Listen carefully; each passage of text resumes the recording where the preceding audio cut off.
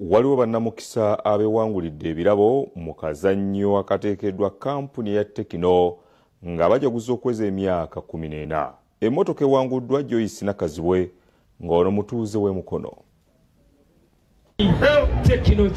Joyce Nakazibwe omutuuze w'emukono ye mukuba bannamukisa abewangulidde emmotoka ekika kya Mark X n'abala abasatu ne bawangulira ebyenjawulo mu kampuni ya tecno ekola amasimu bali bajaguza okweza emyaka 10 nena nga buliza bannayuganda amasimu ag'omulembe. Okwata akalulu balondedde abawanguzi kubadde lugogo mulisi gwe bannamakolero okuyindidde sabiti namba. Wagula essimu ya tecno era nga tukwagala okugamba nti owangudde fridge olunaku olwaleero oliko side ki ng'ogyeko Joyce Nakazibwe awangudde Mark X oki awangudde oven ate edwali awangudde TV y'olubaati ne ssetongulira amafunye fridge. Nakazibwe asezza abantu bamukubidde essimu okumutegeeza nti awangudde n'ate mu mulango kusizza abantu owangudde emmotoka okuva mu tecno gye bayise Toyota Mark X. Tokaaba mama oliwa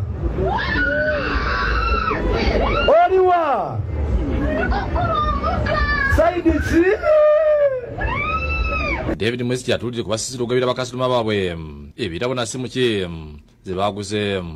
Wali ogula n'owangulirawo mu dduuka ng'omaze ogula mu dduuka lyonna eryali branded tecno mu Uganda yonna, era obululu bwe tubadde tuteeka muno tubukuŋŋaanyiza okuva mu Uganda yonna.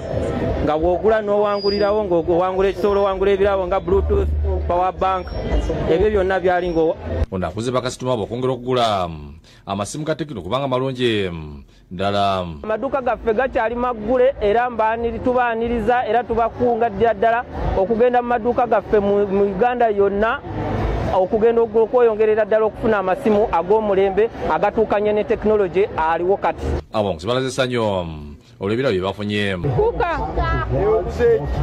Simu Prokopio Siromo yakusakidde Green Cloud TV.